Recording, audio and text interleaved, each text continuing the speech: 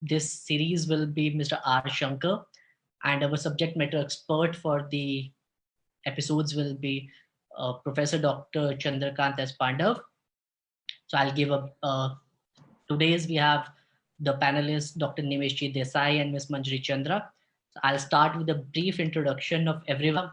Ms. Manjari Chandra, passion for nutrition science and psychology has enabled her to accomplish new heights in the fields of health and nutrition, having served as a clinical nutritionist and diet consultant for over 20 years in some of the top hospitals of India. Manjari has expanded the horizon of her expertise from hospitals to corporate health sector. A regular contributor writer on wellness for magazines, newspapers, both print and media, digital media. She's a regular writer with prominent magazines such as DOI, The Week, HT, Health and Nutrition. Yes. Good afternoon, Mr. Shankar. Good afternoon, Dr. Pandav, Dr. Nimesh Desai. Thank you, Dr. Swadeep, for arranging this, I think, amazing concept. I was speaking to Ankit. In fact, I was speaking to somebody at ASSOCHAM today, and I've given them the same idea that, a series of something that talks about something relevant is what, just doing one-off thing and doing a series of this where people can put in their questions and come back is a great idea. And a very good panel, of course, today, distinguished panel. Because we've been in the lockdown and because I have gone to work, but our OPDs have not been functioning the way they have been functioning before the lockdown. Patient footfalls have been very little in the hospital. Somehow, the fear that is associated to COVID-19 has sort of surpassed every other form of health concern.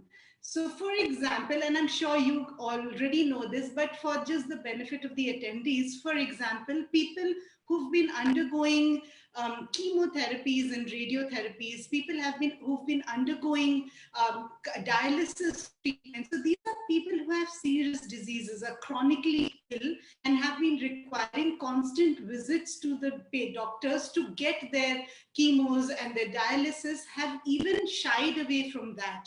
They've shied away from even going for things that are almost life-saving, almost vital for them to continue to manage the disease. So that is the impact of the fear of COVID-19.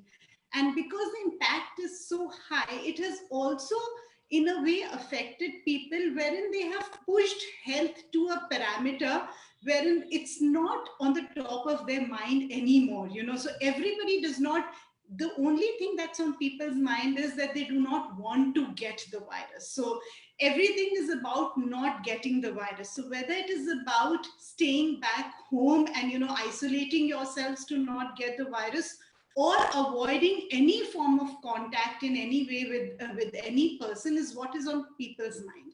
Another thing that people are scared about is to eventually end up in a hospital bed because of the virus. Although the lockdown is from the government side, we are open as a country, we can do business, we can go out to our offices, even maybe go out in social gatherings. But I don't know of anybody who wants to, go to go out, meet their friends, or even go to work. So that means the impact is really not from the government decision of opening up of the lockdown, but it is really hit us so hard that for us to sort of get back to any form of normalcy will take a lot of time.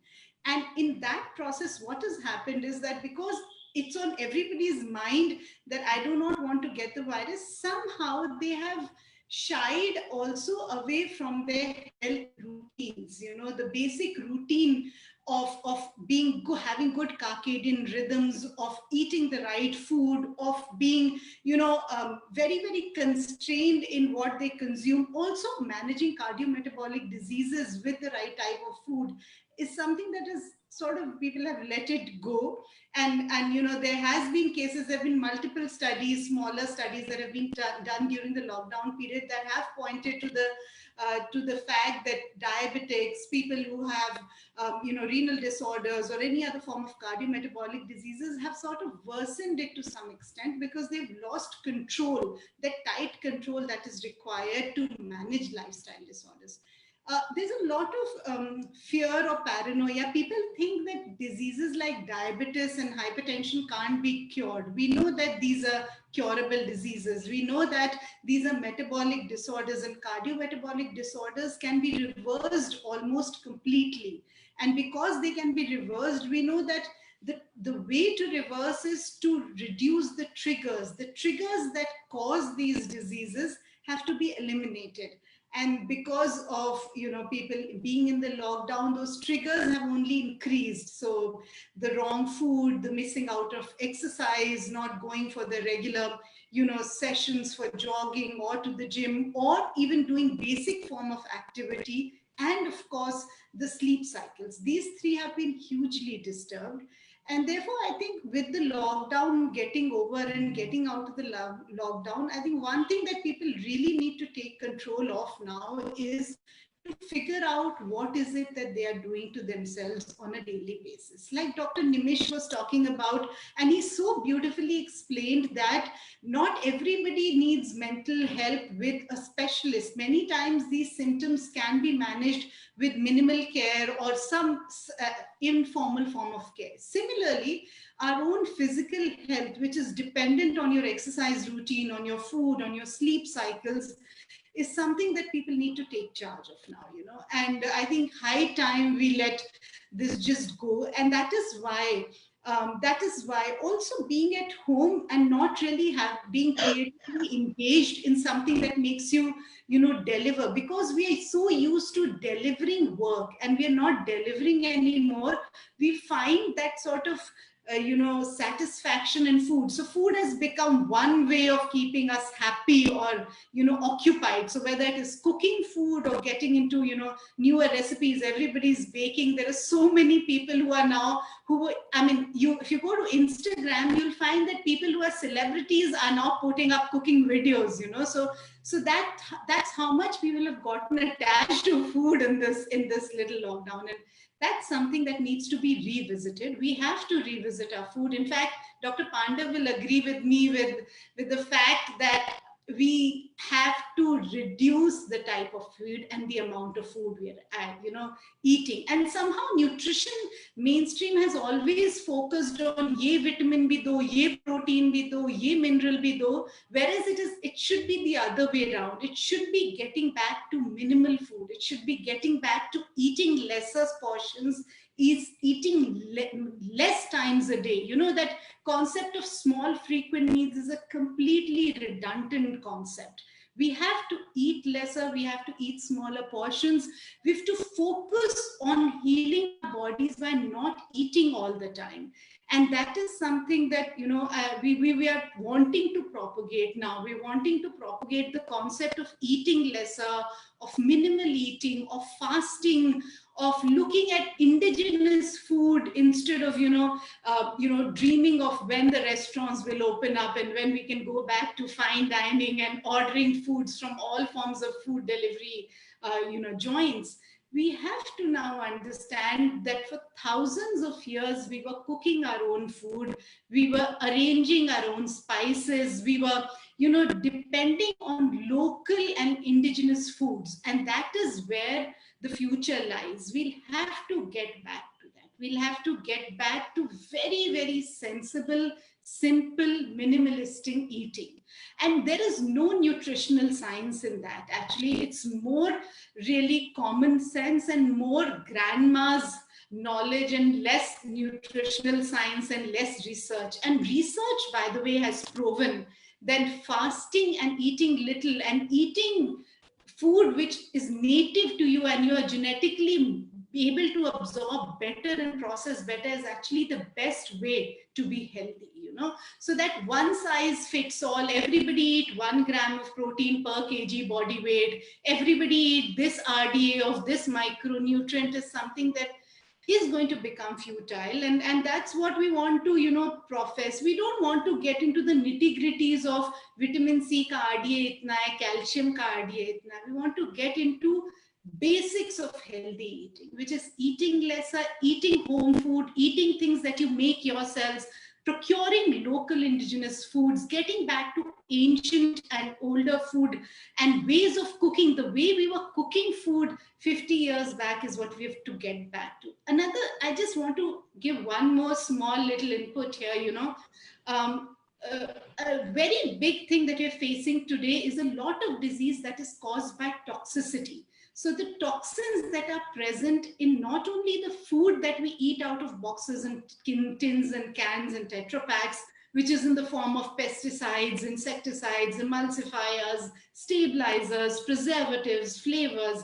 So these toxins that are not only coming from packaged food, but the toxins that are coming from the environment around us, are actually the reason for all inflammatory disease. So every inflammatory disease that we know, whether it is cardiometabolic diseases, whether it is autoimmune diseases, the incidence of neurological disorders, which has increased so much, all forms of cancers are eventually, rise, they're all actually starting from inflammation. And inflammation is highly influenced by the toxic load in your body. So another very important thing that we have to revisit is what is the toxins that we are exposed to, and can we reduce those toxins? Can we cut off these pesticides and flavors and stabilizers and emulsifiers? Can we also stop cooking in aluminum and Teflon and storing in plastics? These are the things and become more relevant to food now,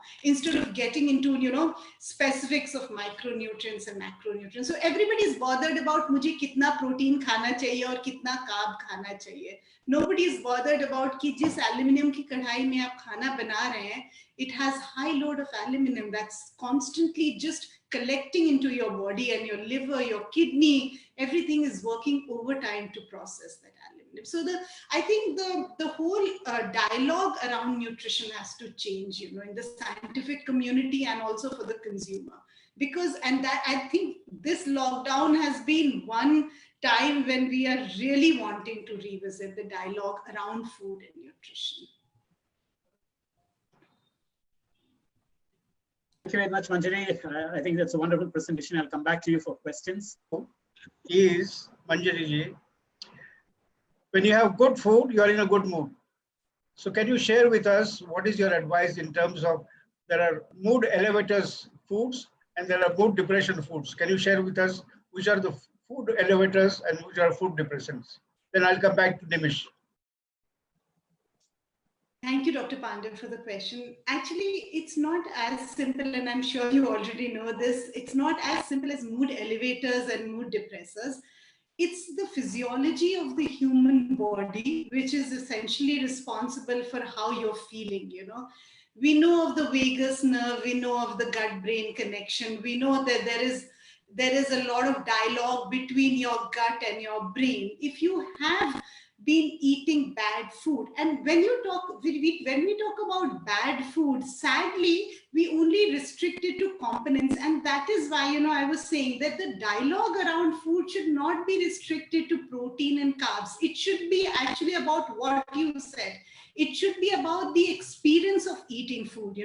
The fact that in India we would say a little prayer before eating. Eating was a ritual in itself. 50 years back, people would sit down in a particular position and shower before they eat. So there was a lot attached to the way we were eating food, and there was a lot of intelligence to that.